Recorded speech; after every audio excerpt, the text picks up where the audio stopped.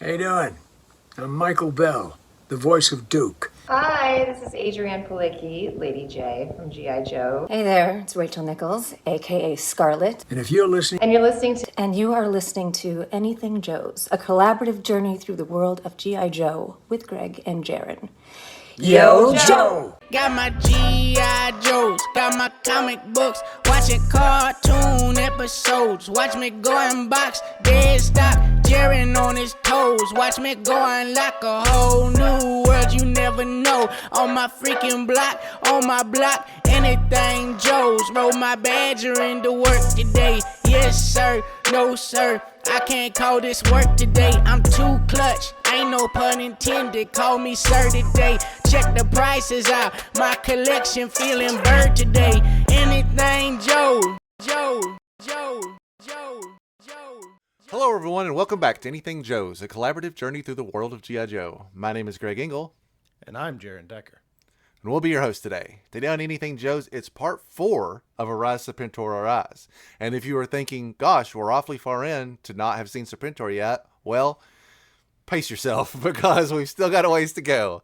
Jaren, this is the first time since we've done these episodes that I've actually watched the episode in advance to prep for it a little bit. I've seen them all, obviously. Cheater! But I just want to say, give us a spoiler alert. I just want to say that even though it's been a long time since I've seen the final episode, this episode is one of my favorites. It's my favorite of the series so far. So without further ado, let's get caught up on what's going on in Arise, Serpentor, Arise, Part 4. In our last episode, Dr. Mindbender was inspired by a bizarre dream to replace Cobra Commander with a new leader, the Cobra Emperor, cloned from the DNA of long-dead conquerors. Dr. Mindbender then that actually pretty much stacks up with exactly what I would expect Dr. Mindbender's dreams to be like. Others, but was thwarted in his pursuit of the DNA of the Chinese warlord Sun Tzu by Sergeant Slaughter. Dr. Mindbender vowed to substitute Sergeant Slaughter's own DNA for the missing specimen. But first he made an all-out effort to secure the DNA of Genghis Khan. But Sergeant Slaughter, in an attempt to avenge his earlier defeat, was captured. Now, today's chapter of Arise, Serpentor, Arise. Look at scrap iron. Look at that beast. So they've collected all the DNA except for the one that got botched by Sarge. And so the idea is we'll substitute Sarge's DNA, who's obviously a killer. I mean, is like a super soldier, and that'll be the same. It is interesting that there's a numerical requirement of how many DNAs we're using. Like, you can't just miss one. He laid it out and was like, we got to have these 13. We got to have 13 exactly. So, yeah, I think they kind of probably just filled in with some others. I don't know. You'd think if you're putting 13 DNAs together, Serpentor would come out with like 6 arms, like when Spider-Man was experimenting around. Well, you know, the big thing is that the other 12, none of them had ever fought the Iron Sheik. So you really needed one of them to really get the full gambit. That's a great point. It is the 80s. You never know when Hulk Hogan's rockin' wrestlers will pop up and try to attack you. Say dispose of him at once! No! Bats, I command you to stop! Put him in chains! Tomac's like, don't worry about it, buddy. I got it. Click. I know how to push the one button. Okay. So, I'm not sure that I've ever seen an example where the Cobra weapons have a stun setting, which implies that they just shot Sarge point blank and he took it and was just like, oh. It's also kind of comical that they put him in chains, seeing that Sarge probably breaks those chains like once an episode to show off a little bit, but these are special plot armor chains. I see. He was shot by a Strato Viper, probably the weakest of all Vipers that could shoot somebody, a pilot. In my creation formula. What a mind-boggling brainstorm, Mindbender. Putting the genetic Never noticed that Scrap Iron's just rocking a full-on Speedo. Yeah, you don't see a lot of Scrap Iron in general, but he does get a lot of playtime in this. When you are knee-deep in total catastrophe, remember, I tried to stop you. I was just going to say, I wonder if Cobra is sponsored by Speedo or some other company. I mean, they've got to have a good discount, at least. They've got to. I love how much how Cobra Commander is doing literally nothing because he wants nothing to do with this, but he definitely has time to come by and constantly undercut you all with what you're doing. That's his sole purpose, is to just roast you guys nonstop. Look, even right here, they're looking at him like, what the... Cobra Commander took the news of Sergeant Slaughter's DNA rather good-naturedly.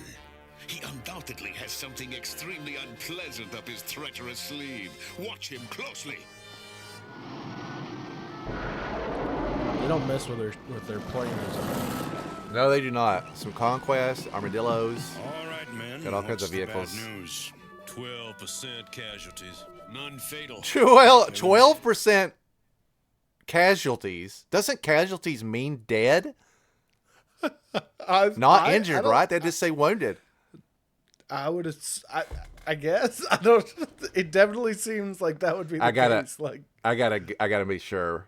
Casualties. A person. Okay. I stand corrected, Beachhead. A person killed or injured in a war or accident. Okay. I've just you should only trust heard him. it. He doesn't take his ski mask off. He knows what he's talking about. He knows what he's doing. Still, 12% no kills is crazy. That seems like it would be like a preposterous amount of people overall. 40% of our vehicles redlined or destroyed. 40%? This is a massive military operation. If somebody went and said, hey, the United States, we just decimated 40%, I'd be like, holy crap, we're in trouble. Flint got dinged up in the last attack. We stopped him from getting Sun Tzu's DNA, but Cobra captured Sergeant Slaughter. Fair trade. Tell me about it. Here are reports from the tombs. Really, they're locked in there with Sarge. A Libyan museum where the relic of Hannibal was raided by Cobra. In Rome, the ashes of Julius Caesar were stolen. Lord knows what Cobra wants with them. This is by far the most important part of the entire 5-parter because it's the most glossed over thing.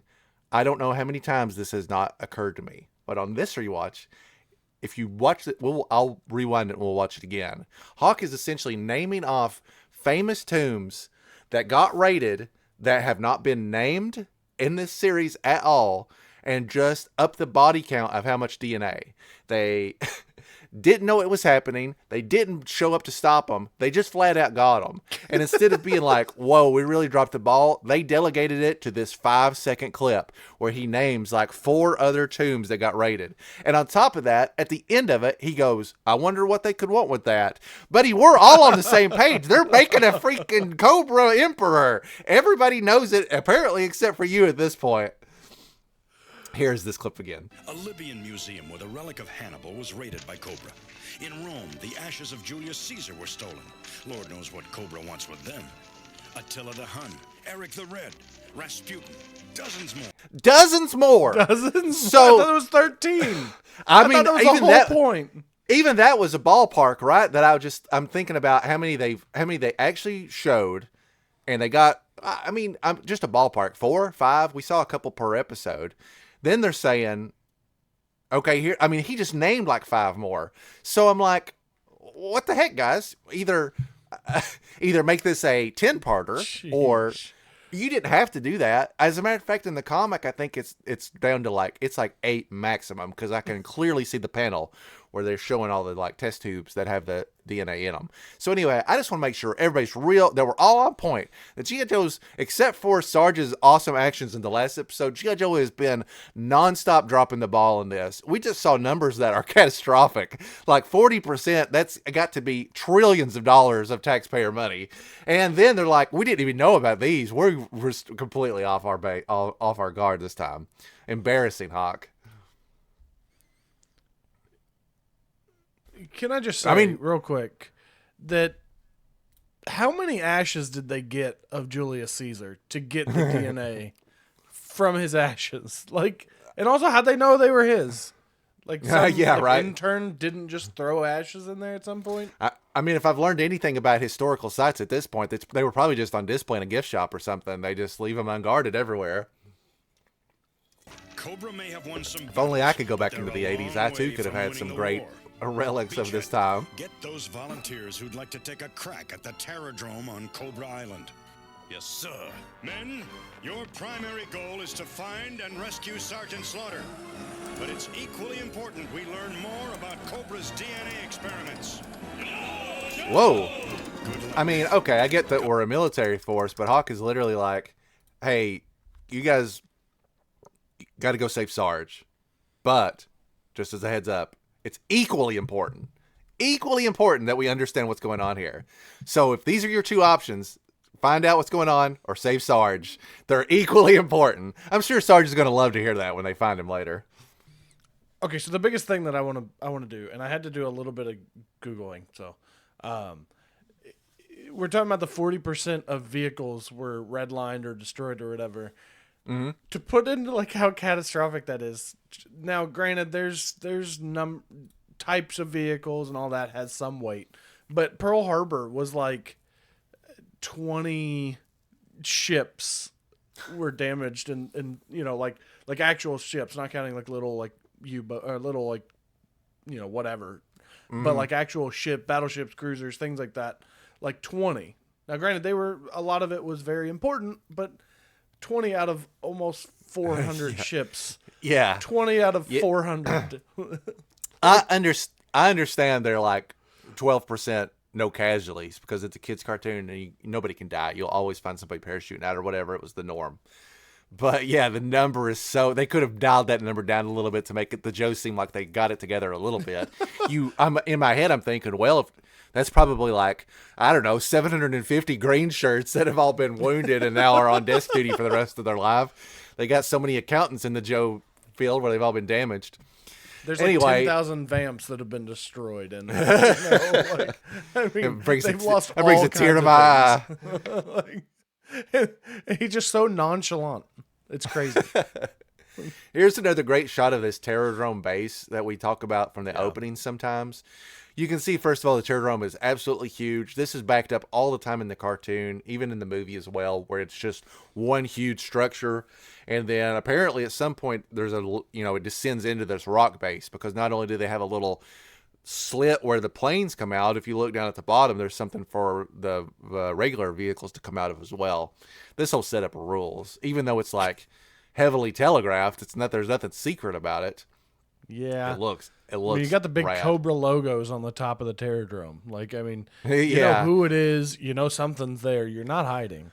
They do reference, I think he said specifically Cobra Island, which at this point is a bit more of a like mainstay across all continuities. It's just an independently owned island that they have sovereigns over, and they get diplomatic immunity a lot as a result of it.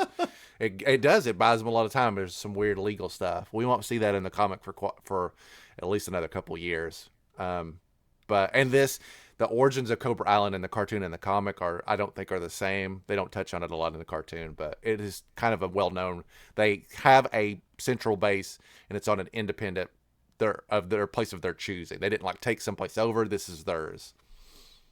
It also explains why there's so much jungle and woodlands and swamp in this place, because it's basically like all wildland. There's no I don't know where the people live if they just all stay in the base, but every time you look at it, it's like the Dreadnoks live on the island too, I think. Long lost. The pieces of that the explains a lot. Puzzle are all nearly in place. Yeah, Cobra Island is the site of a lot of conflict. Look at all those tubes. Back up. We're going to do the dig. We're here for the deep digging today, baby. All right. Let me see if I can get a total on this. You guys come to Anything Joe's for the hard-hitting detective. Yeah, work. we're getting right in on it. It's like six under the table. If these are the same type of tubes, because they're kind of small. No, sorry. This is the table that Serpentor will be created on. And I'm guessing the tubes underneath are they like, I'm not 100% sure. Obviously, we're working with some pseudoscience that is not explained at all. But I'm thinking the DNA somehow gets mixed in those things and injects or builds. I'd like to have a table like that as like a it looks cool. Okay, so this out of the way. I know that for a fact this is where Serpentor. Oh, you meant for Dio piece. I thought you were saying for your house. I was like, for my house, yeah. Hey, honey, I got a great new coffee table book. It's called The Birth of Serpentor. It's actually more of an art fixture than anything. All right, so looking at the tubes in the back, I see 1, 2, 3, 4, 5, 6 to the end of this panel. This is obviously a matte painting, so it was done, before the animation.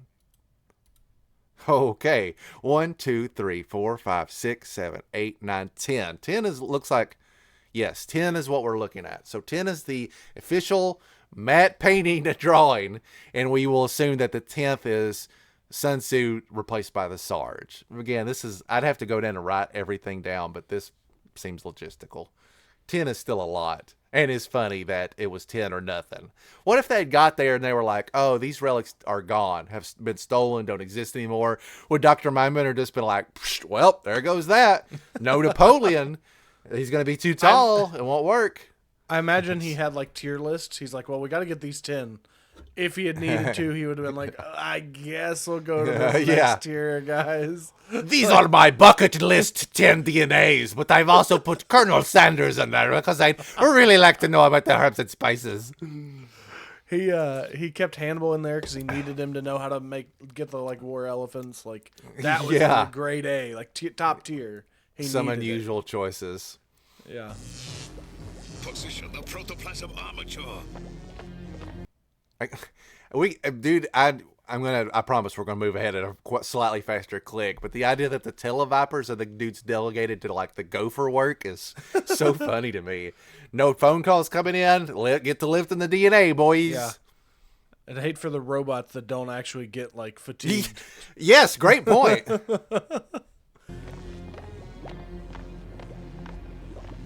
What?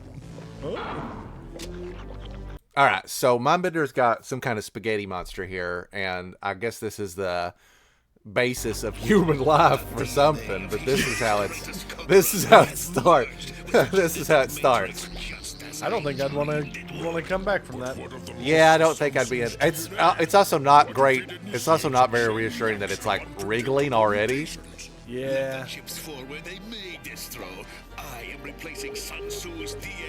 Do you think Sarge was already on his second tier list?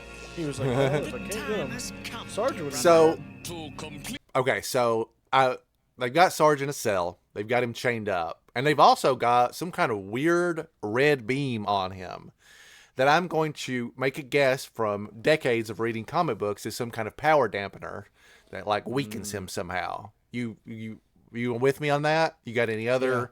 He gets his powers from a yellow sun. So they had to do a red sun on him. Yeah, that's actually so believable that I love it. How great would it be if Sarge was so much the opposite of Zartan that Zartan gets weak in the sun and Sarge gets stronger? That would actually be very funny. No vitamin D for you, Sarge. That's right. In Biology 101. Better hope this kills me. Because if it don't.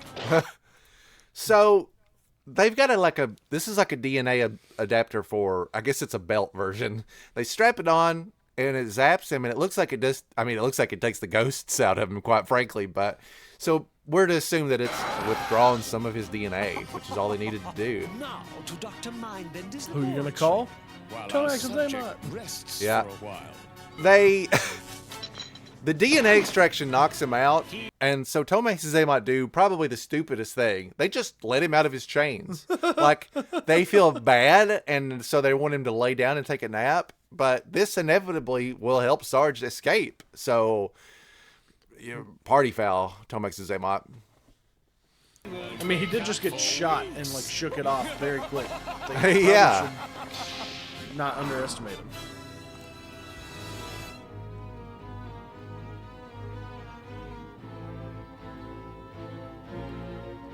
The fact that his hat didn't fall off when he fell down is just insane.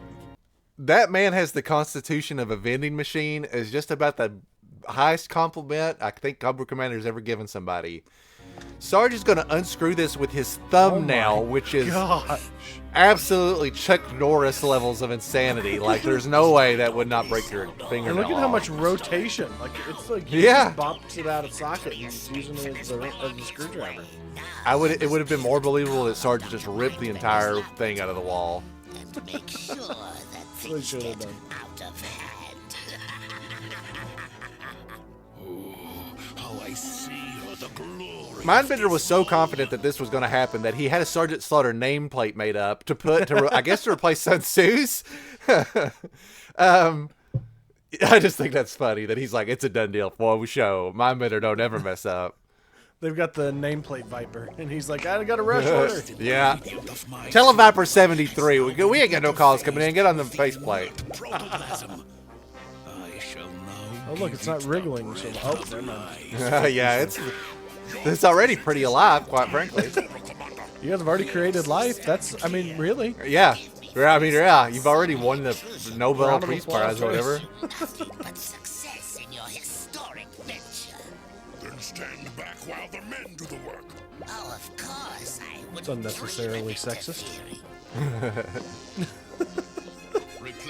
So, Cobra Commander has decided to sabotage the Sergeant Slaughter DNA because, obviously, as we've covered many times, he don't want this to happen. I do think this is interesting, and because this probably unintentionally gives a little bit of credibility to both the movie and the new Cobra Commander comic book that we're reading currently, where Cobra Commander is portrayed as someone that not only he is essentially a chemist, both in the movie and the comic book. It's like his big claim to fame, even though he messes himself up as a result of it. It's shown that he would push the limitations. It showed that Cobra Commander was very smart in a certain aspect of it. And this is a little bit of foreshadowing that being able to design whatever this is would have required some pretty advanced chemical knowledge. Put a sheet over him. We want to give him his privacy while he turns into a flying skitty monster. He's really freaking me out. Let's cover him up. Oh, Betty, if you think this is freaking you out, you ain't seen nothing yet. To get excited about. So Frankenstein's alive, basically, or Frankenstein's monster. Sorry, everybody. Get out of that. Go ahead and close that Twitter tab out right now. They've managed to start the animation process. Sergeant Slaughter does basically rip that whole thing out of the wall. Nice Smooth catch. kick and catch. Yeah. The old 1-2. Good job, This Scrap is my Iron. least favorite show. I'm supposed to be watching Sanford and Son right now. This is far more important. Release clamps and vacuum shroud. Rise, perfect being. Arise. Sorry, my mitter. The name of the episode is Arise, Serpentor Arise, and that would have been your perfect window to, like, nail it in. Yeah. We could have put words on the screen and everything. Boom. You made us meet one. Hey guys, I'm gonna take over Cobra.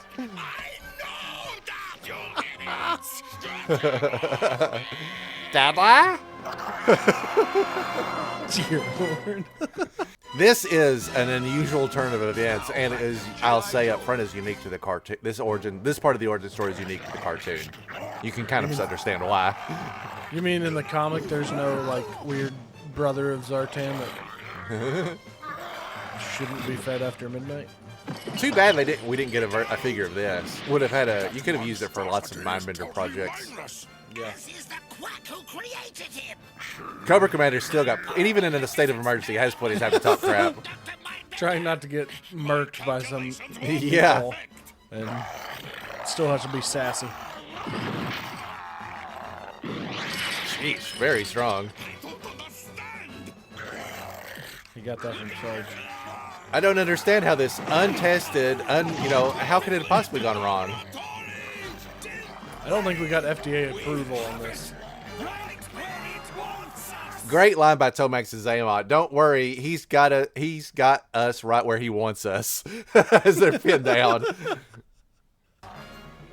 Cobra Commander wastes no time. There's a ton of just Cobra in this episode. There's a lot of talking about how the hierarchy is changing control. There's a lot of infighting. We talk about this a lot because it happens a lot, and I love it. Cobra Commander wastes no time.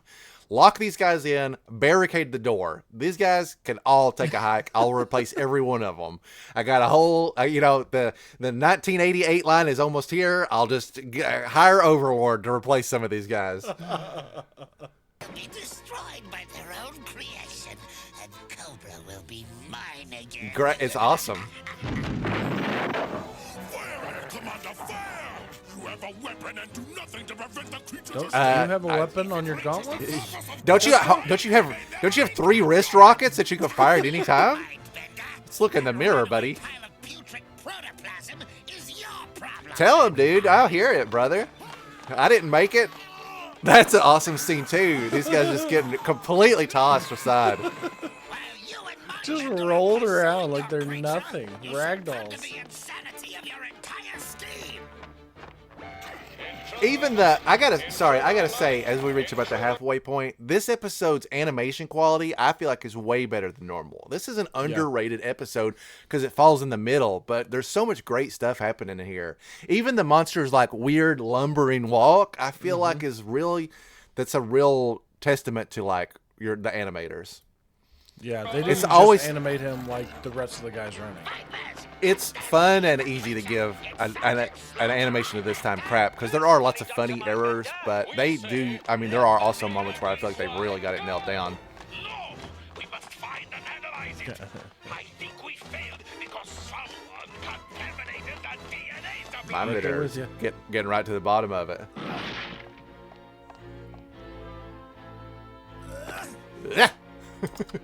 Look, it's Sergeant Slaughter. Let's fry him. Let's do it. That's awesome. Those guys are fine though. No casualties. Sarge got Sergeant Slaughter got saved by an ex-meatball. Don't worry about it, guy. I got you. You playing cards or giving a blooming weather report? That was a Joe chopper, you Hey, Dreadnought, you gotta know when to hold them and when to fold them.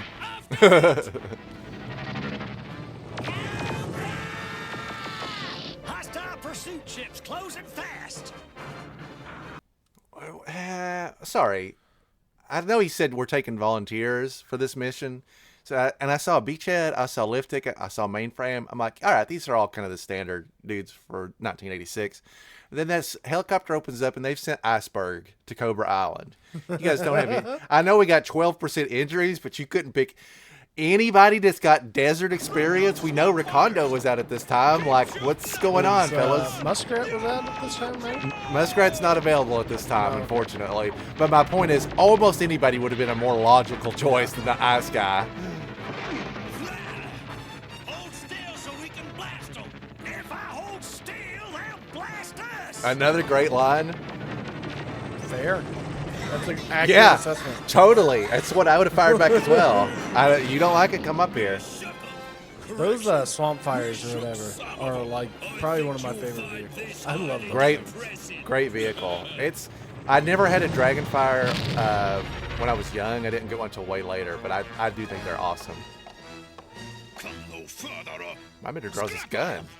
Oh look, Mindbender also had a gun. Yeah! What's going on, fellas? You guys just looking to sling some mud.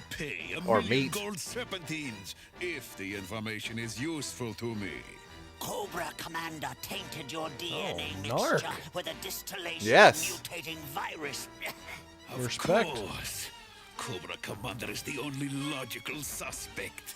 He has crossed me for the last time. Scrapper's so pleased with himself. Mindbender, if he's the only reasonable suspect, how did it take Scrap Iron to tell you? Great point. Just a scene ago when they were running and the spotlight was scanning over him, he was like, I think somebody tampered with it. It was probably Cobra Commander. So, I mean, I guess he needed the proof. I don't know why. This is an evil organization. You just go with your gut feeling. They're all out to get you. But I do like seeing Scrap Iron here as a little bit of a Zartan where he's just going to go to the highest bidder.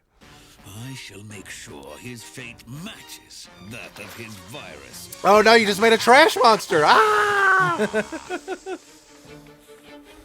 I mean, like, even that animation, really cool. I'm getting a life like, just something a little extra. Tough to be sure in the jungle. Look out! Oh god, coming in low, champ. There's no parachute saving you from getting decapitated by the. That's right. I'll take that and that. Oh, I mean, that's just being creative. He studied with the Ewoks on Endor. He definitely did. He started systematically taking them out from behind one by one. Using branches and trees. Sarge, meet your brother. Meet Sarge.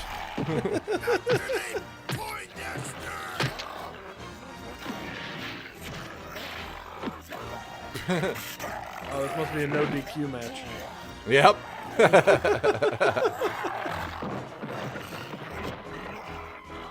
Oh, he $1 million babied him. Oh my.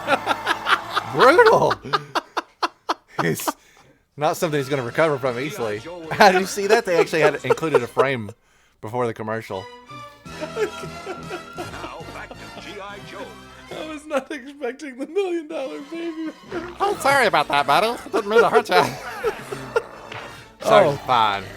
That's super easy. Barely an inconvenience. See, this was a Marvel. This was owned by Marvel at the time, so Sarge actually has an adamantium skeleton.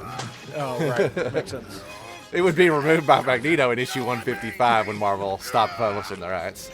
He was like, this is the property of Marvel. We need it back. So... You fight like you look. Ugly, but sloppy. Real sloppy. Ah! Oh, that's gross. So apparently if you just whip his butt hard enough, he'll just turn into sludge. A lot of Cobra projects end up as sludge at the end. Sensoid Conspiracy is another one where they just melt if they go bad. It's easy disposal, I guess. I like to imagine that's because he picked him up by the scruff of his neck, like he's a baby cat. He established dominance. This is the absolute grossest thing in a G.I. Joe episode of all time. Sarge picks up Meatwad and throws him onto Tomex and Zaymot. I would immediately be like, all right, dude, get off our island. I'm going to go dry heap for the next 45 minutes. Listen, I need a job at Cobra. I'm going to show everyone the trigger on their gun. Just pull it. Well, we've already seen he can take a shot point blank, so you might have to show him how to put it into full auto mode also. That's true. Don't worry about it. You don't have to teach him how to use the trigger. Just teach him how to put their foot out. Sarge's true weakness, not looking down as he barrels through Destro and these Vipers, but he gets tripped and falls on his face. Hat still stays on, though. Heck yeah, it does. It's actually glued to his head. Not a lot of people don't know that. It's like Indiana Jones staples it. That's right. Scrap Iron has he's all the way over halfway across the island now, just so he could rub it in Sarge's face. He's been training under Cobra Commander. he knows what he's doing. Can't get there to gloat. Talk crap. Okay. The store is creeps one. Slaughter nothing. Sarge finally is, I don't know why this is the tipping point, but they finally got enough guns on him that he gives up. I guess if it's a hand-to-hand fight, he'll take on hundreds and hundreds of people. But you draw enough guns on him, he'll finally call it. So, I might not know much about baseball, but I'm pretty sure you don't go to extra innings unless you're tied. Yeah, that's true. That's a good point. If it's 1-0, that's it. Like, yeah, you've actually lost, Sarge. Sorry, buddy. That's just a loss. That's a whole nother game. If Looks like additional volunteers for this mission include Dialtone and Leatherneck. I'm actually kind of unclear how many people are actually here now because these two guys were not shown on the plane at any point that I'm aware of. So stay tuned to see who else is here. Okay, a lot of people. Mainframe we already saw, but there's a wetsuit, a guy that is at least slightly more, it's surrounded by water. And then we've got Lifeline, who is our medic. Iceberg, who should not have been invited. And there's Beachhead. It's a pretty big extraction team. Yeah.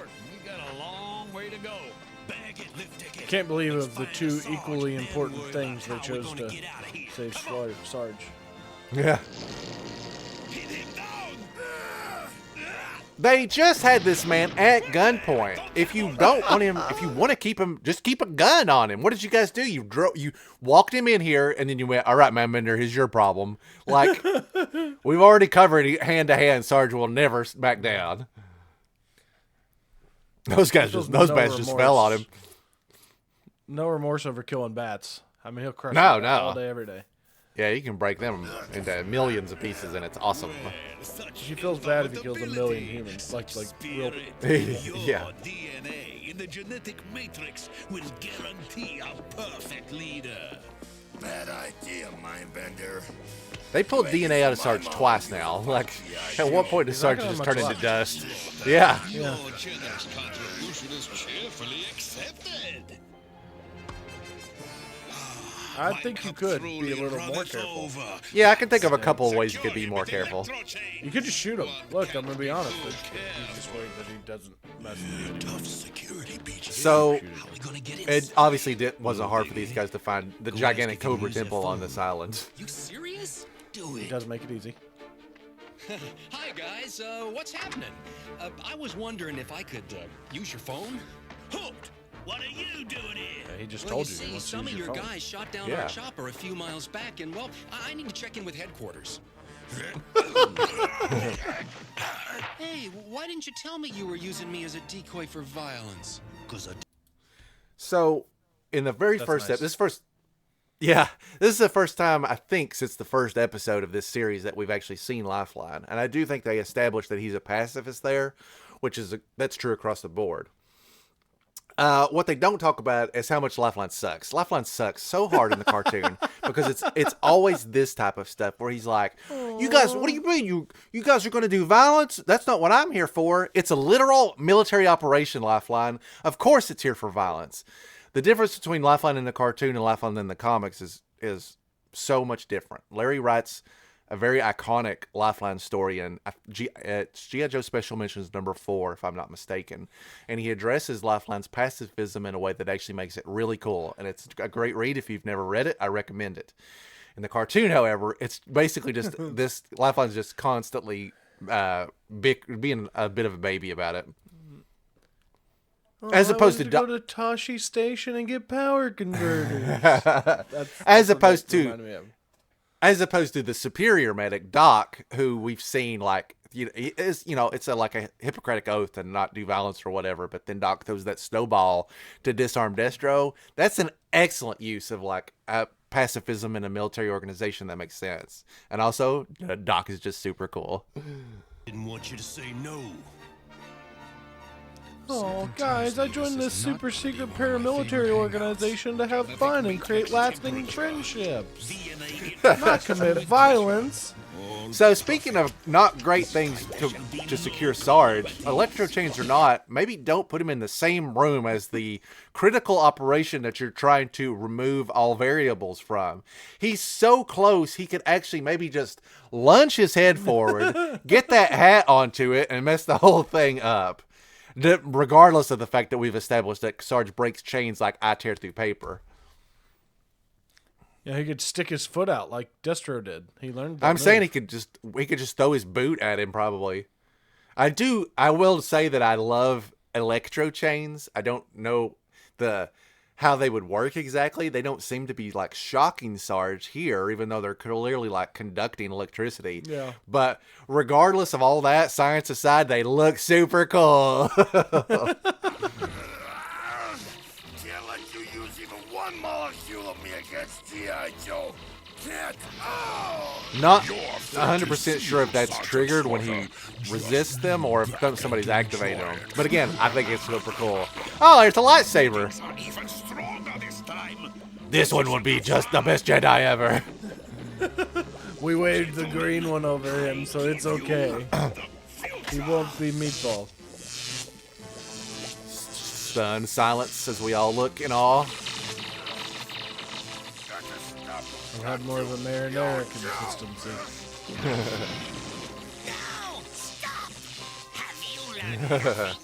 Not too telegraphed there, Cobra Commander. Do you seriously expect me to... This is how I always rest my hand on things. Scrap Iron has completely changed teams here. He's on board. He's at least honored for the money. Would like to point out, I really don't have any follow-up, but Cobra Commander has made a second chemical concoction and is obviously completely different than the first one. This one is now blue. So unless coloring is a key ingredient, I'm curious as to what Cobra Commander was. What was this going to do? You know what I mean? Like, what was he hoping to achieve? Unless he's just putting any random old crap. He's like, this is just a bunch of Tide Pods that I crashed up. The first one was just actual meatball. Yeah. He's like, sorry. He's like, guys, that was COVID and you just broke it. We got to confine ourselves in this lab now. 14 days, guys. Minimum. Yeah. You have failed, my This isn't social distancing. or join Sergeant Slaughter in chains.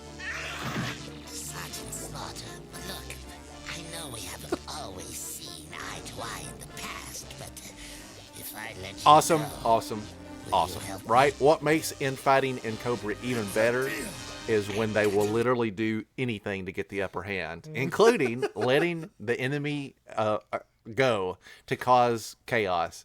That's Cobra Commander is just like, there are no lines in the sand. I'll do anything it takes to remain control of my organization. It's like real Game of Thrones. It truly is. There's always somebody steaming. Great lasso. Really incredible. I can see why they want his DNA so bad. Yeah, right? It'd be very valuable. I'd be like, you know what? I'm just going to inject it into myself. Those are pretty cool skills you got. I'm just going to... Sergeant Slaughter's DNA sample once again is destroyed. It's just such a key element.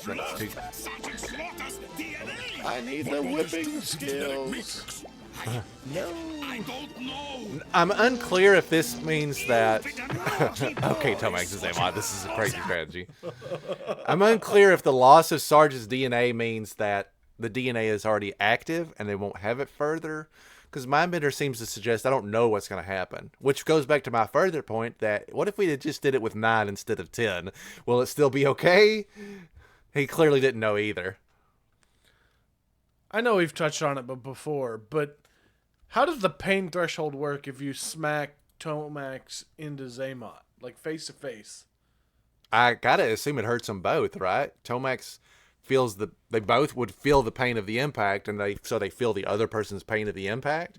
Either that, or either that, or it makes an echo chamber where they're like, ow, ow, ow, ow, ow, ow, ow, ow, ow. We're gonna do a whole episode. I'm gonna start saving all. I'm gonna start saving all instances of Tomax and Zaymot stuff, and then when we have a bunch of it, we're gonna just make one big episode where we break down all the Tomax and Zaymot powers. So in this one, it hurts this one when he does it, but in this one, it's not. In this one, he twirls around and it makes the other one fly. Oh, he dented his hat. Dented my hat. Yeah, you don't mess with Sarge's hat. Incredible.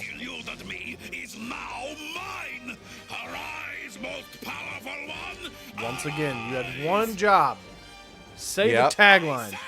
I imagine the director was yelling, "Cut." Yeah. He said the thing.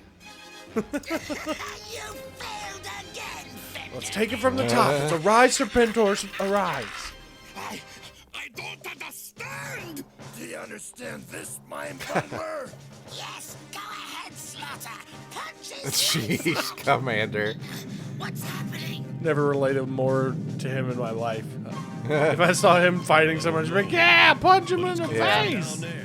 We've got a group shot here of everybody getting ready to storm in. I would like to point out that Mainframe is here twice down at the bottom. He's such a key member that they brought him along twice. Tomax and Zaymot, Mainframe, and E-Rope. They call each other on their communicators from side to side. I like that 2 mainframes is still less ridiculous than the ice guy. Yeah, 2 mainframes still more sense than 1 iceberg. There's some weird spiritual energy coming off of Serpentor here. It lends a bizarre kind of supernatural aspect to it for something that's been built up as a scientific project up until this point. They don't ever shed any light on that, but I always find it odd. That especially, I could write all this stuff off as smoke or something, but the voices in the back is very off-putting for this project. I would love to ask the animators if they intended to make it look like he was like a mummy, or if it was just the way the folds happened on accident. It's more likely that we could track down Buzz Dixon, who did the teleplay for this or wrote this, and ask him, what his thought process was when he was writing this, because obviously Buzz and Larry are the 2 people that are the most responsible for the origin of Serpentor. Even though they approach it in two different directions in two different ways, they do share a lot of similarities. I'm just curious what Buzz's thought process was on this. Destined to conquer. Let those who fear me follow me. Let those who oppose me die. Man, look at those eyebrows. Yeah. Some all the great historical leaders into one beautiful facial featured the one perfect man. So Serpentor finally actualized here at the end of the last part. He's here. He's already spewed out his catchphrase, "This I command," which he says all the time in the cartoon. And he's ready to get cooking right from the get-go. Let's take a look at the preview for the next episode and see exactly what our new Cobra Emperor has got in store for us. Tune in tomorrow when the wily Serpentor assumes command. God, what a Cobra, backhand. And Cobra Commander plots to regain control of his organization. Oh, Scrap Iron being bought back over too. What a snake. To save Washington, D.C. All in the next exciting episode of Arise, Serpentor, Arise. Yeah, this one's got a lot cooking. The last episode, which I actually haven't seen in quite a bit, but I do remember has a lot of stuff happening kind of quickly, including like a big takeover towards the end. Don't want to spoil anything for you or anybody that hasn't watched it before, but the finale is pretty solid. Like, we've gotten to kind of the groundwork, and now it's time to get boots on the ground and everybody start kicking it up. Hey, if you're watching this and you haven't watched these episodes before, hit me up on our Instagram. I'd love to talk to you. I would also love to hear from anybody that is watching these for the first time. I can only assume it's a very small portion of our audience because most of us are older and have probably seen it before. But yes, if this is your first go around, I would love to hear your thoughts on it. How does it hold up all this time later? In general, this is a call to start talking about Serpentor, guys. He doesn't come around. He only comes around about every 10 years. So if you have thoughts or memories of Serpentor, I would love to hear it. I like Serpentor a lot. I am of the mindset that he should be around all the time. And we're running long this episode, so we'll go ahead and wrap up after the PSA. But in the next episode, or maybe in between this and the movie, I'd like to just have a solid conversation where we talk about the role of Serpentor. I'd like to throw some comparisons so you can understand how the comic book origin is slightly different, and then we'll be fully prepared for the movie, which I'm exceptionally excited for. But before all that, we got to learn some safety lessons. Oh man, can't wait to see what happens. Yeah, I hope it's something I haven't been doing every day foolishly. Oh no, my kitten's lost. I'll help you find her. We don't have time to waste. Blind does not mean you cannot see how to solve problems. Let's all look. No luck. Can't find her. You found her. That's a raccoon! I heard her meowing. Mark has learned to use his other senses better. Remember, having a handicap. Doesn't mean you're helpless. Now we know. And knowing is half the battle. Mark would go on to become Matt Murdock, Daredevil. His sense is so great, he found every cat in a 25-mile area. No one could stop him. We call him Mark the Cat Whisperer now. All right, so that is the end of Arise Serpentor, Arise Part 4, Season 2, Episode 4. You okay over there? There's nothing I could say without sounding and feeling horrible. Yeah, it is a really sad postscript that Spirit did have to kill Mark later because he wouldn't stop collecting cats. Yeah. He had to splash acid in his eyes just to make him the hero Hell's Kitchen needed. I did mention this, and I like to keep these episodes at a certain length. But as we're wrapping up, Jaren, do you have any final thoughts that you'd like to share as we're going into the final arc of this particular 5-parter? I mean, the big thing is just like the whole scheming. Like, I know we've touched on it a lot in this episode. It's so much fun to see the bad guys who, like, they work together. They also just absolutely despise each other. Like 100% they are. I want to be the better one. So if it means screwing us all over, as long as it also means screwing you over, I'm okay. And I love that. I think it's just the right kind of petty. It really is fitting. Yes, I have to agree. I really do think this is a very strong and potentially overlooked episode because it's just kind of a bridge between two things. But there's a lot of good stuff going on in this episode, and I appreciate it. All right, that's going to do it for us today. We'll be back in 2 short weeks. I don't know. We'll either be wrapping this up or we're going to get caught up on some news. Acquisitions have been coming it's been kind of slow lately, so I don't exactly have a ton of stuff to talk about overall. But we'll play it by ear. You never know when something's going to drop down or we're going to get some news. You can send us an email directly to anythingjoespodcast@gmail.com. Any thoughts on Arise Serpentor Arise? If you want to go out in front of the gate and talk about G.I. Joe the movie before we do. Or if you just want to talk about Serpentor stuff in general, we're here for it. You can also find us on Twitter and Instagram at AnythingJoesPod. I run the Twitter and Jaren runs the Instagram, so you can reach both of us there. And, of course, we have a Facebook group as well. That's going to do it for us today. Thanks so much for watching or listening, and we look forward to talking to you again in just 2 short weeks, or anything's available for discussion here on Anything Joes. Greg and Jaren, they're the ones you know, exploring the world where heroes go.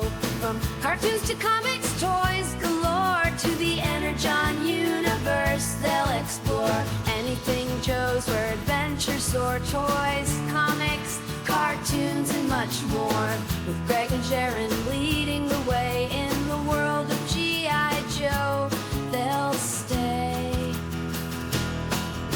In every episode, a new tale unfolds, with memories shared and stories retold. From Snake Eyes' first words to Roadblock's sight, they'll bring the G.I. Joe world to light. So tune in now, don't speak slow to Anything Joe, so the fandom can grow. With Greg and Jaren, the journey's begun. Anything Joe.